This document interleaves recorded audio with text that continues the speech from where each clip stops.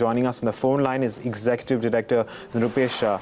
Hi Nrupesh, good morning and thank you so much for joining us. Nrupesh, firstly, I know that the entire industry has been reeling under pressure, especially when this is one of those key months when you have your sales peaking out.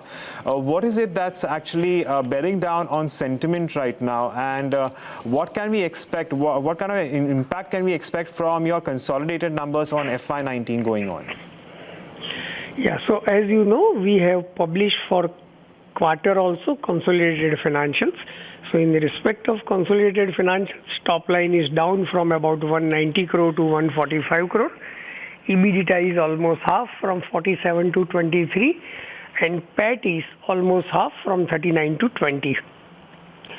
Now, if we look at in respect of domestic business and in respect of international business has remained intact and it is strong and solid. As far as domestic business is concerned, in terms of the top line, it is down from almost 124 crore to 65 crore, so down by about 45%. So as it is known, this is on account of unseasonal rains, and hence entire cooling industry, whether air cooling, air conditioner or fan, have registered the degrowth. So as of now, at a trade level, particularly at a dealer level, sentiments are low. But in the past, we have seen that once good summer sets in, and then everything settles automatically. So in this respect, we need to keep our finger crossed. But having said that, pain may spill over still few quarters. As far as inventory with the company is concerned, of course we are sitting on high inventory, but considering strong distributor sentiment, strong response from the distributors because of the brand and tax-savvy products, we expect our inventory to be monetized completely in a quarter or at the most in 2 quarters. Mr. Shah, you're also suggesting that there can be pain felt in the remainder of this financial year as well, because considering quarter one is seasonally strong for a company like yours, which has not panned out so well. So what's the strategy that you're putting in place to at least, or if you could share with us, what are the internal targets where, so far the start of the year has not been that great? See, now we need to really see our business in 3 parts. At a consolidated level, with acquisition of Climate Technology Australia, almost 40% of our top line is coming from rest of the world. Not only that, Australia being in southern hemisphere, its winter is our summer is their winter. Moreover, for Climate Technology, their 40% of the top line is coming from heating appliances. And on account of that, it will of course generate turnover as well as profitability around the year. Second component is about the centralized and ducted cooler, which of course is doing pretty well in North America. In India still it's a small pie, but in the medium to long term, we expect it to generate substantial business. And as far as residential air coolers are concerned, of course our focus is going to remain in respect of the tax-savvy products, innovative products, etc., and to always keep an edge over competition. And that will continue.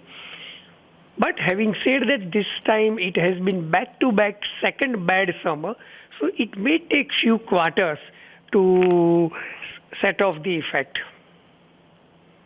Okay. Mr. Shah, you spoke about the Australian acquisition. Could you tell us, Climate Technologies, what sort of numbers did they garner last year in terms of top line and bottom line, and what sort of margins do you get from the company like Climate?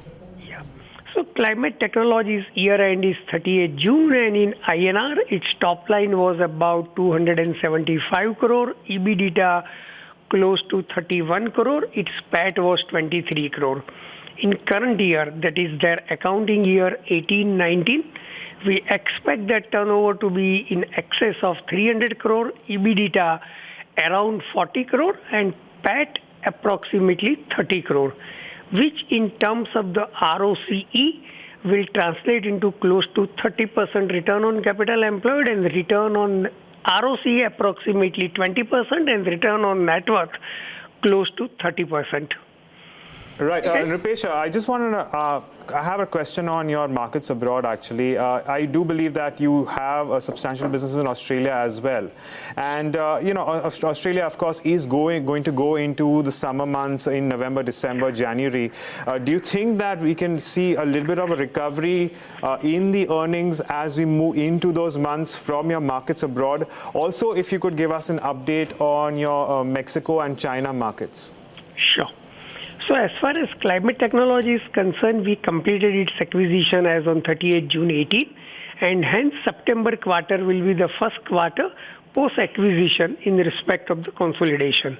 So obviously on YOY basis, its top line and bottom line will be the pure addition. Not only that, we see that in climate technology down the line, there are many possibilities to improve its performance further, to cite few strategies. One, making its sourcing much more efficient, mainly on account of our ground presence in China. Secondly, it's having good dealer distribution network and market access in Australia and also United States.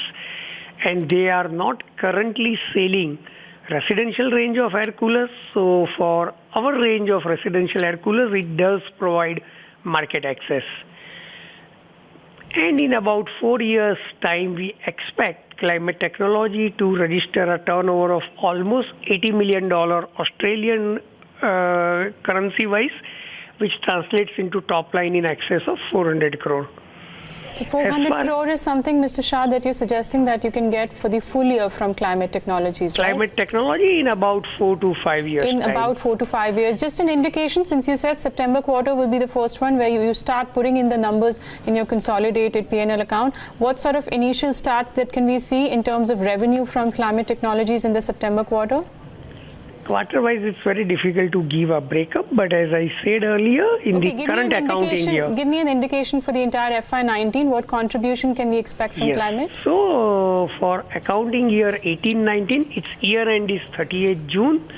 So, we expect it to register top line in excess of 300 crore and bottom line of approx 30 crore and EBITDA of almost 40 crore.